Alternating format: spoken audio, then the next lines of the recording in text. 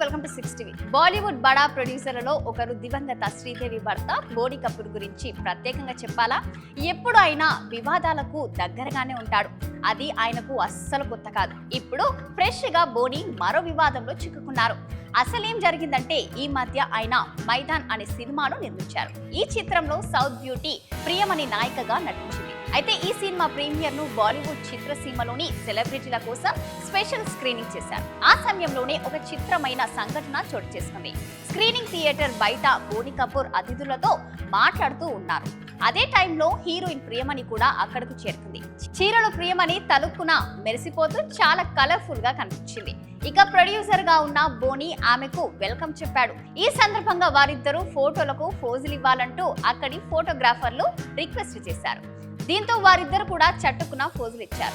అయితే అలా ఫోటోలు దిగుతున్న సమయంలో బోని కపూర్ ప్రియమణి భుజము నడుముపై చేతులు వేసి ఫోజులు ఇచ్చారు. అలా ఫోజులు ఇవ్వడం బాలీవుడ్ లో సర్వసాధారణమే కావచ్చు. కానీ ప్రియమణి నడుముపై చేయి వేయడం మాత్రం చాలా మంది నెటిజన్లకు రుచించలేదు. బోని కపూర్ ఆమెను అసభ్యంగా తాకాడంటూ కామెంట్లు చేస్తూ ట్రోల్ చేస్తున్నారు.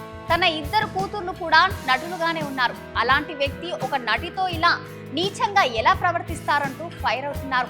మరో నెటిజన్ స్పందిస్తూ ఇది సిగ్గుపడాల్సిన విషయం అని రాసుకొచ్చారు.